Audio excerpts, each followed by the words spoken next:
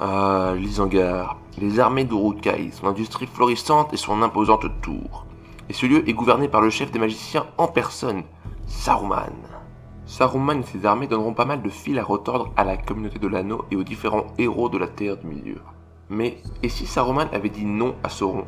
Et s'il avait refusé de servir le seigneur du Mordor? Après tout, n'est-il pas le plus sage des magiciens? Que se serait-il passé? C'est ce que je vous propose de découvrir aujourd'hui. Alors, avant toute chose, je tiens à préciser que j'ai lu tous les livres et vu tous les films plusieurs fois. Mais étant donné que personne n'a lu les livres, je me baserai uniquement sur la trilogie de Peter Jackson pour ce scénario.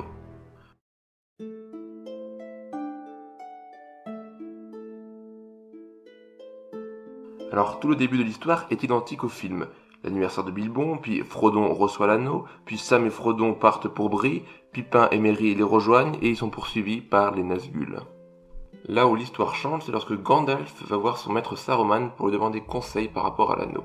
Et oui, car Saruman a dit non à Sauron, mais il reste un personnage attiré par le pouvoir, et sans doute qu'il proposerait d'utiliser l'anneau afin de vaincre Sauron. Mais Gandalf voudra détruire l'anneau, et Saruman sera finalement d'accord avec lui. Saruman, grâce à son grand savoir et sa connaissance du Mordor, sait comment détruire l'anneau. Il faut le jeter dans la montagne du destin. Comme Gandalf et Saruman ne s'affrontent pas, ils peuvent retrouver les hobbits à Bree, le point de rendez-vous initial. Ils rencontrent aussi Aragorn au même endroit, comme dans le film. Aragorn propose aux héros d'aller à Fontcombe pour demander l'avis d'Elrond. Mais Saruman refuse, car le temps presse. Il sait en effet que Sauron a mis en marche ses armées et que des Nazgûl sont à leur trousse.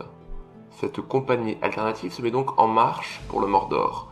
Ils s'arrêtent en Isengard, première étape sur leur route, et demeure de Saruman. Et là, vous commencez à vous rendre compte que le scénario va être très différent de celui du film. Les personnages ne traversent pas les monts brumeux, ni la Moria, et donc Gandalf ne meurt pas. Il reste Gandalf le Gris. En Isengard, la compagnie alternative se repose. C'est sûr que Saruman voudra jeter un œil à ce fameux anneau. Il ira voir Frodon en cachette, et devant le pouvoir séducteur de l'anneau, il ne pourra s'empêcher d'essayer de lui voler. Comme avec Boromir dans l'histoire originale, Frodon se débat et s'enfuit. Sam le voit partir en courant et le suit. Il se retrouve dans la forêt de Fangorn. À ce moment-là, les Nazgûl arrivent en Isengard. S'ensuit un affrontement entre les héros et les Nazgûl. Ils font face à deux puissants magiciens, sans compter Aragorn.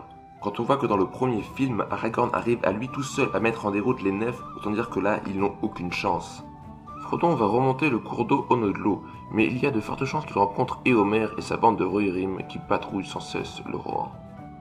Éomer trouve les hobbits affamés, il les nourrit et leur demande ce qu'ils font là. Mais ils ne veulent rien révéler, il les soupçonne d'être des espions du Mordor. Cependant, comme avec Faramir dans le film, Frodon va réussir à convaincre Éomer de les relâcher. Du côté de l'Isengard, suite à l'affrontement avec les Nazgûl, Pippin et Merry se rendent compte que Frodon et Sam ne sont plus là. Saruman émet l'hypothèse qu'ils ont sans doute pris peur durant l'affrontement et se sont enfuis. Les magiciens, Aragorn, Merry et Pippin, vont à la capitale du Rohan pour demander à Théoden s'il n'a pas vu dans cette terre des hobbits.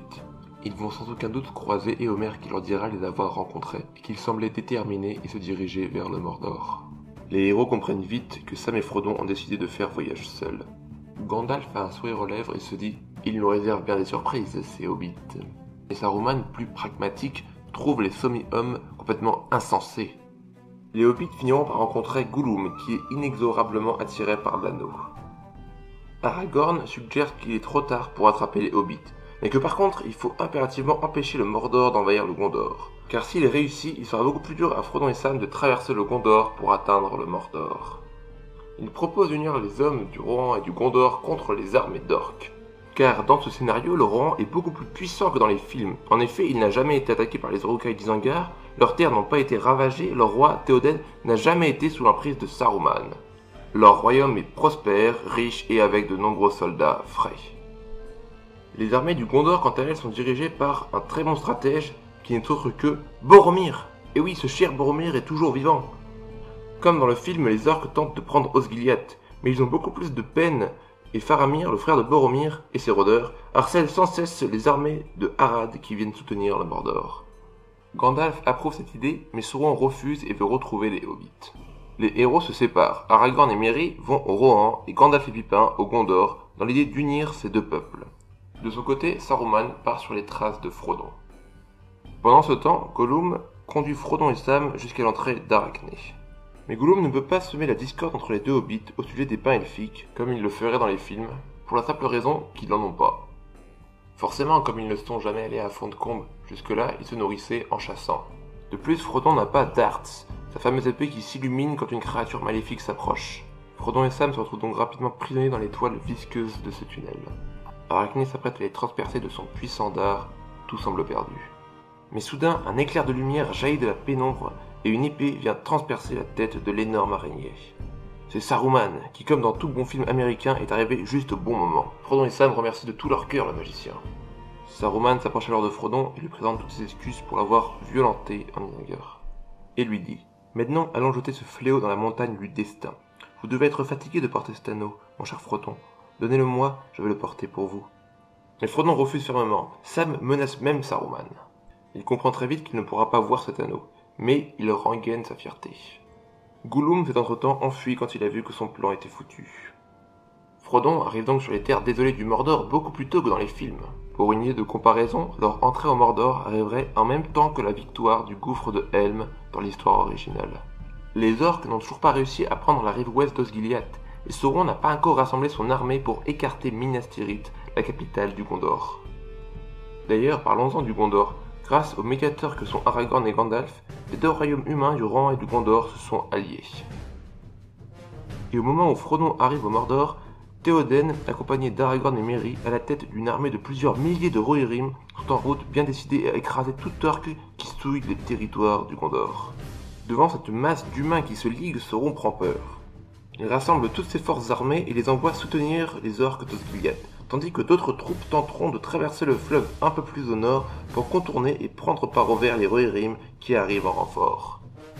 La bataille d'Osgiliath s'annonce comme décisive pour l'avenir de la Terre du Milieu. Mais si cette masse d'orques et de trolls en mouvement semblait être un malheur pour les soldats du Gondor, elle fait le bonheur de Frodon, Sam et Saruman, qui voient les plaines désertiques du Mordor se vider. Ils vont pouvoir marcher jusqu'à la montagne du destin sans craindre les armées du Seigneur Noir.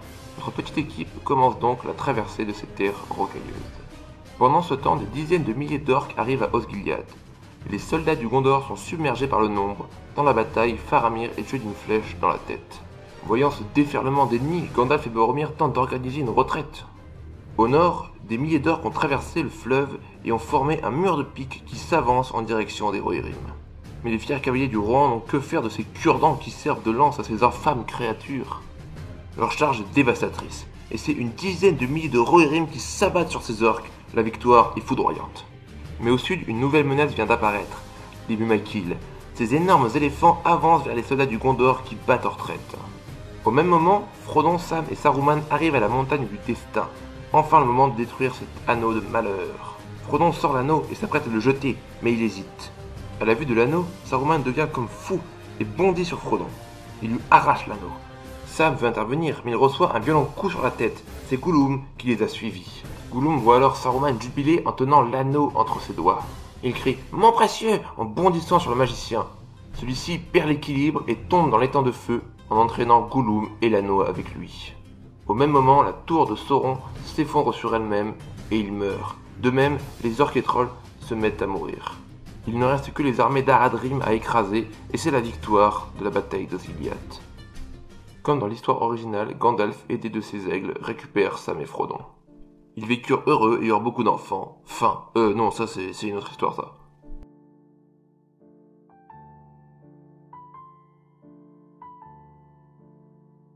Vous l'avez compris, les royaumes humains sont beaucoup plus puissants dans ce scénario que dans l'histoire originale. Minas Tirith et Fort-le-Corps ont totalement été épargnés, la forêt de Fangorn et les Ents ne sont pas atteints par la guerre, et des personnages comme Gimli et Legolas n'apparaissent même pas. En revanche, la bataille d'Osgiliath était bien plus importante. En fait, le scénario est beaucoup plus centré sur les hommes, et les autres espèces ne jouent aucun rôle dans cette histoire, excepté les hobbits. Et est-ce qu'Aragorn monte sur le trône du Gondor ? Eh bien c'est pas sûr, vu que le fichu intendant du Gondor est toujours vivant. Je vous laisse décider de ça dans les commentaires. En tout cas, j'espère que ce scénario vous aura plu. Je l'ai réécrit plusieurs fois avant de le trouver cohérent. Si c'est le cas, n'hésitez pas à vous abonner et mettre un pouce bleu. En tout cas, moi, je vous dis à plus pour une prochaine vidéo. Allez, salut!